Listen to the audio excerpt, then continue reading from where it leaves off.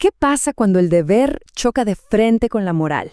Hoy vamos a meternos de lleno a explorar una de las defensas más infames y a la vez más complejas de la historia, la de solo seguía órdenes, y el enorme legado que dejó desde los juicios de Nuremberg.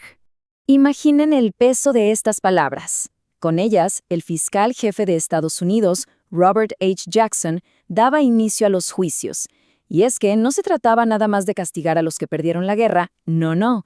Se trataba de sentar un precedente para toda la humanidad, un momento en que, como bien dijo Jackson, el poder por fin se sometía a la razón. Y justo en el corazón de todo este proceso surgió una pregunta que, la verdad, resuena hasta el día de hoy. Yo solo seguía órdenes. ¿Dónde está exactamente la línea? ¿En qué punto la lealtad a un superior o a un país entero se convierte en complicidad con un crimen? Esa delgada línea es la que vamos a examinar. Y para entender este dilema nos vamos a enfocar en un caso muy particular, pero que lo revela todo, el juicio de los jueces. Ojo, aquí no se estaba juzgando a soldados en el campo de batalla, sino a los hombres encargados de interpretar y aplicar la ley.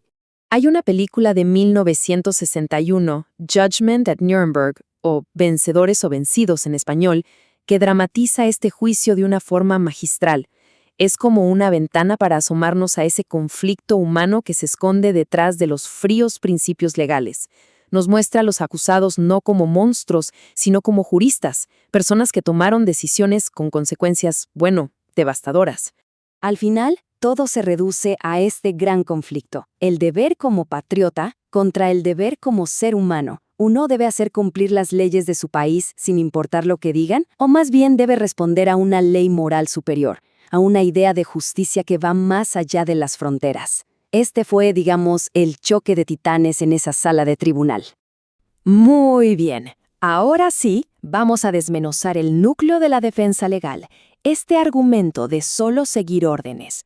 Veremos cómo se construyó y, más importante, cómo terminó por derrumbarse. A ver, el término legal para esto es obediencia debida.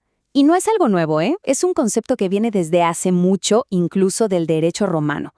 La idea básica era que si un subordinado actuaba cumpliendo las órdenes de un superior, quedaba libre de responsabilidad. Toda la culpa, en teoría, recaía en quien daba la orden. Pero llega Nuremberg y lo cambia todo. El artículo 8 del Estatuto del Tribunal fue un golpe sobre la mesa. Estableció, por primera vez de una forma tan clara en el derecho internacional, que seguir una orden no es un cheque en blanco, no te libera de tu responsabilidad. Quizás, y solo quizás, podría ser un atenuante para la pena, pero la responsabilidad individual, esa se mantiene intacta. Y esto nos muestra de una manera brillante un cambio de paradigma total en la filosofía del derecho, la gran batalla entre la autoridad y la legalidad. Si miramos hacia atrás, históricamente, el principio de autoridad era el rey, la obediencia era prácticamente absoluta. Pero con la llegada del Estado de Derecho, la idea del imperio de la ley fue ganando terreno. Y Nuremberg fue el punto de quiebre, el momento en que se dijo, la autoridad debe someterse a la ley.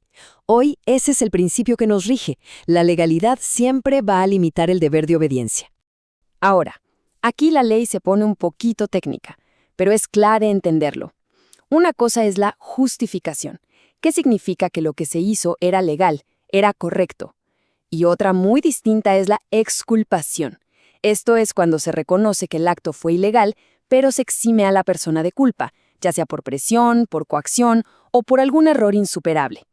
La defensa de la obediencia debida pasó de ser una justificación a, en el mejor de los casos, y solo en casos muy limitados, una posible causa de exculpación. Entonces, la pregunta es, ¿cuándo una orden ya no se puede obedecer? El derecho moderno habla de órdenes manifiestamente ilícitas. Esto pasa cuando la orden, a todas luces, viola principios constitucionales o atenta de forma grave contra la dignidad humana. Pensemos en ejemplos claros. Órdenes para cometer un asesinato, para torturar o para cometer crímenes de lesa humanidad. En esos casos, el deber no es obedecer, sino todo lo contrario, es desobedecer. Y todo este marco legal, al final, nos obliga a mirar más allá de los tribunales. Nos lleva a un terreno más psicológico, más filosófico. Nos lleva a explorar una idea bastante inquietante: la banalidad del mal. El juez Dan Haywood, el personaje de la película, lo plantea al final, adelantándose un poco a la famosa tesis de Hannah Arendt. Y es que la verdad que salió a la luz en Nuremberg es perturbadora. Los actos más atroces no siempre los cometieron monstruos sádicos, sino gente común.